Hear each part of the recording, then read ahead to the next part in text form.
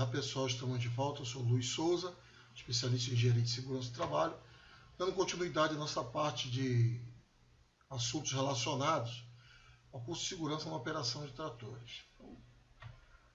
Objetivo geral: preservação da integridade física e mental dos trabalhadores na operação de trator. Então, é o objetivo geral, o objetivo da segurança do trabalho, do mundo da prevenção. Então está aqui, ó, os tratores de hoje, exemplo, tem coisa muito mais sofisticada, tem coisa nível intermediário. Mas está aqui, vocês estão vendo, 4x2, as características, 4x2 também, 4x4, característica do trator esteira. Vocês estão vendo, ó, usando aqui na agricultura, mas é usado também na construção civil, como também esses também são usados na construção civil, enfim, depende do que você vai fazer e são inúmeras as aplicações. Então, na parte de segurança, nós não temos condição de colocar uma coisa absoluta nem muito específica. Então, a gente vai colocar os pontos apropriados a serem observados no quesito segurança. Inclusive, ao final, vai ter lá 2 checklists, tanto para os 2 tipos de tratores mais conhecidos. É bem verdade que, como tem muitos tratores diferentes no mercado, fabricantes diferentes, tecnologia diferente, sempre precisa ter o manual do fabricante. É necessário, muitas das vezes, pedir até uma instrução do fabricante para mostrar tudo, como é que funciona tudo, que tem tratores que tem uma automação espetacular, uma coisa com a tecnologia bem moderna. Então, tudo isso aí precisa ser adequado ao perfil do trabalhador. Adequado no que eu digo é o seguinte: treinar o trabalhador para isso, para ele estar, melhor dizendo, adequado para essa atividade. Porque um trator simples é uma coisa, um trator que tem uma tecnologia avançada vai requerer maiores conhecimentos. Então, o que a gente vai estar falando aqui de segurança, não podemos aplicar todos, mas são alguns princípios. Então, o principal é você ter o manual e montar os procedimentos de trabalho e de segurança baseado no manual. Então, temos aqui uma coisa importante, a ancoragem.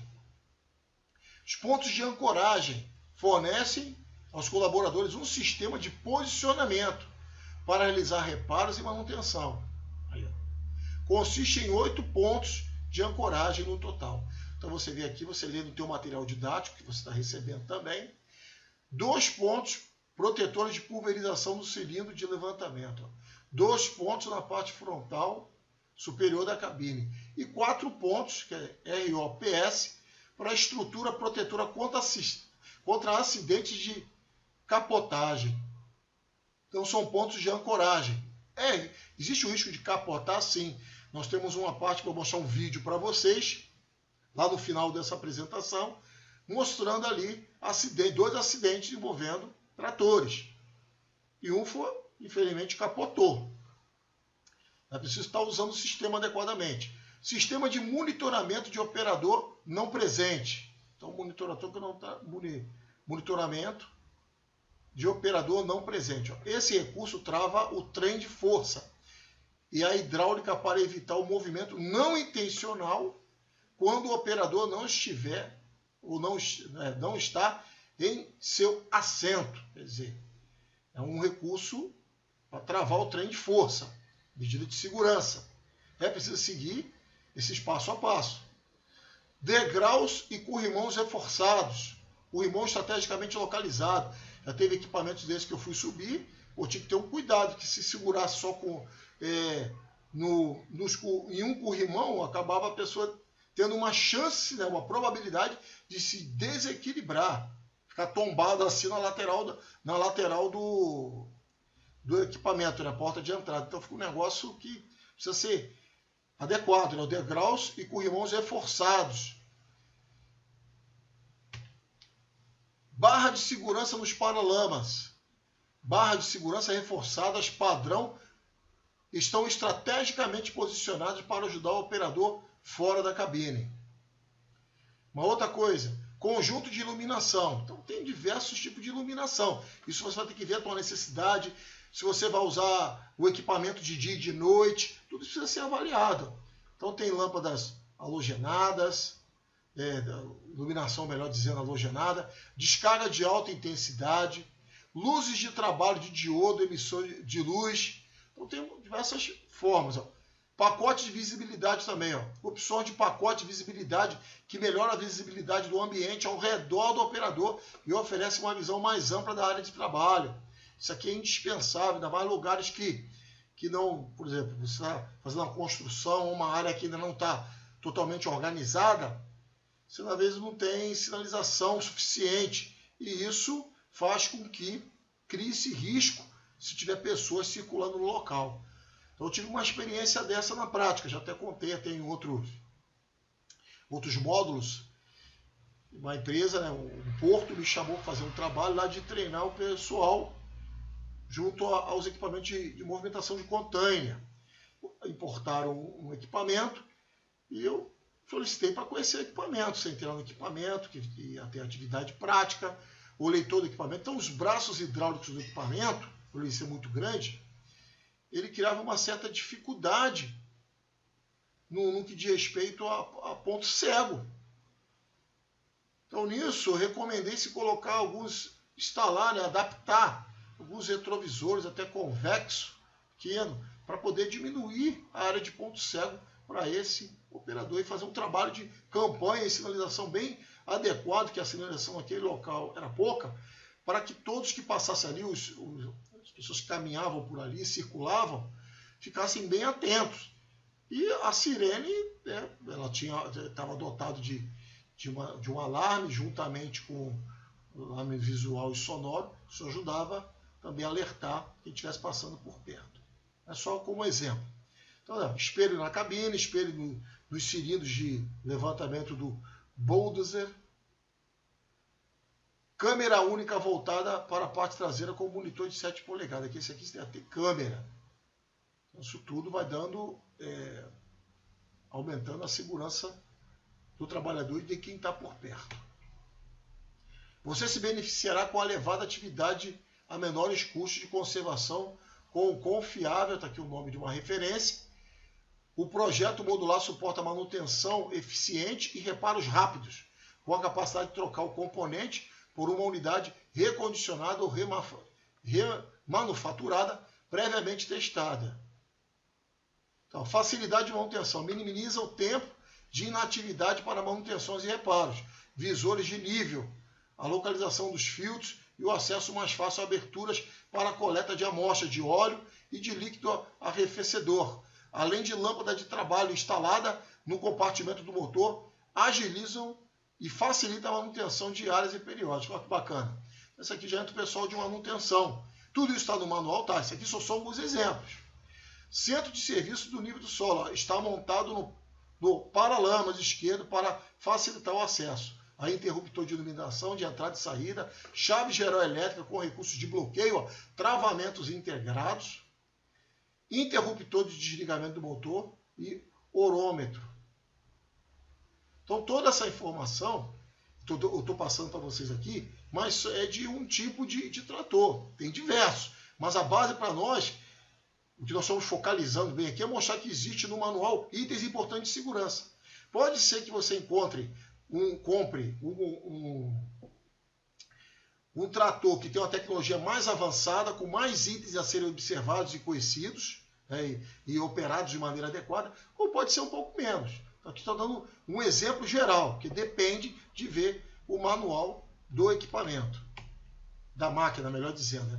Facilidade na manutenção, ok para iniciar. A estratégia ok para iniciar fornece verificação eletrônica do nível de fluido na partida para o sistema de líquido arrefecedor do motor, óleo de motor e óleo do trem de força.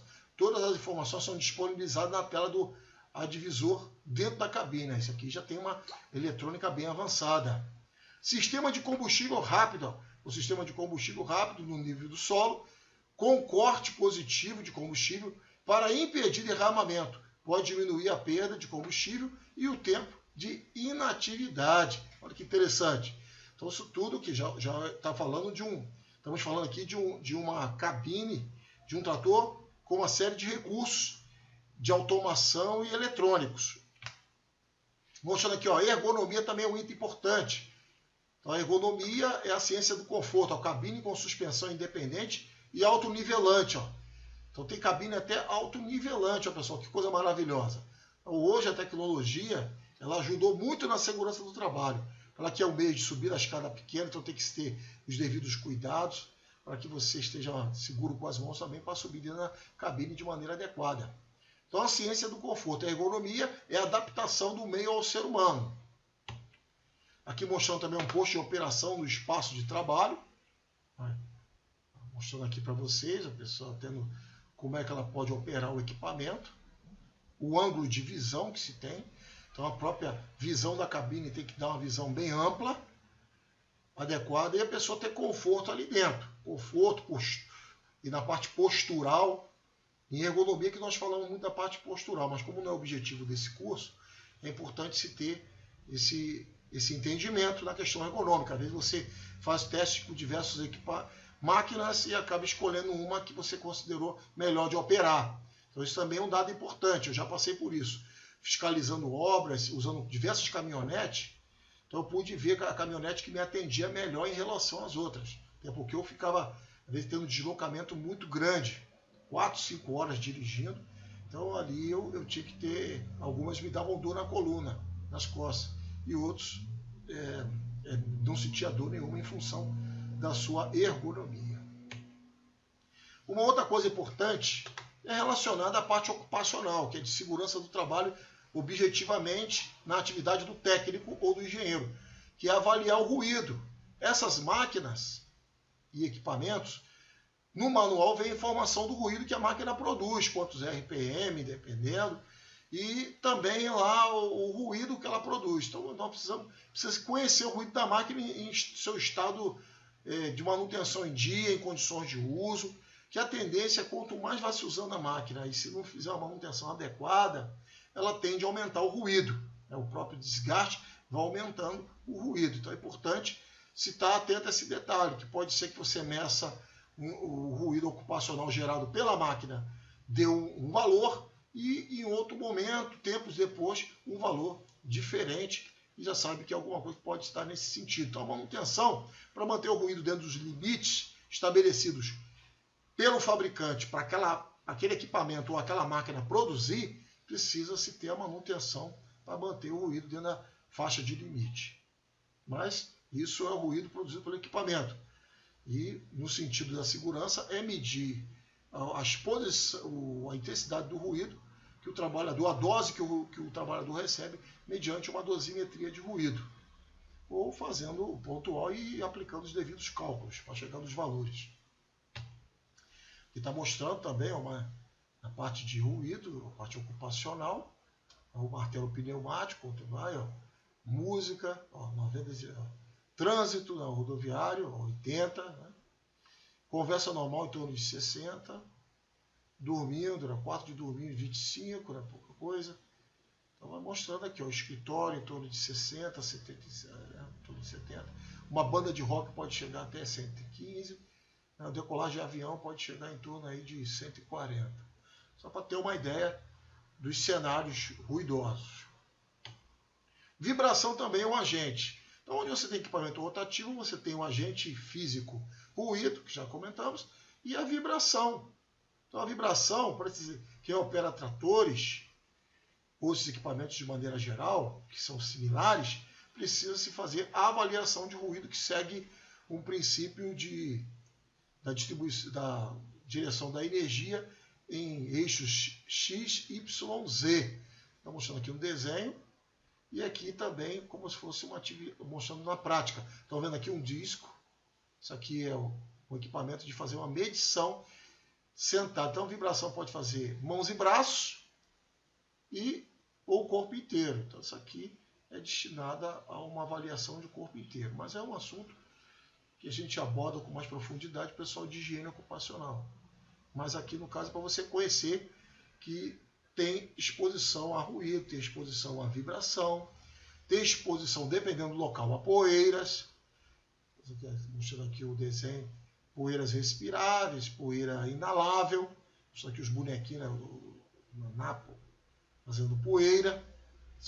São riscos que podem acontecer. Então, se existem esses riscos, serão contemplados na análise preliminar de risco, para e colocando as medidas de controle. Por sua vez, também tem o PPRA, o Programa de Prevenção de Riscos Ambientais. Também vamos ter no futuro, aí, sendo exigido, o Programa de Gerenciamento de Riscos. Então, isso tudo vai trazendo os devidos controles necessários. A distribuição de trabalho também é algo importante, está mostrando aqui o tempo, né, dependendo do local que vai estar fazendo o trabalho, se tem um lugar muito quente, a pessoa está com fome perto de equipamentos que geram calor, então isso tem que ser avaliado. Ou a própria temperatura do sol incidindo diretamente, ou a pessoa tendo exposição ao sol ou não. Uma lógica, a gente sabe que os tratores têm lá ou cabine, mais sofisticada, com ar-condicionado, ou só tem a proteção na parte de um anteparo em cima. Mostrando aqui alguns tratores, ó. Trator esteira.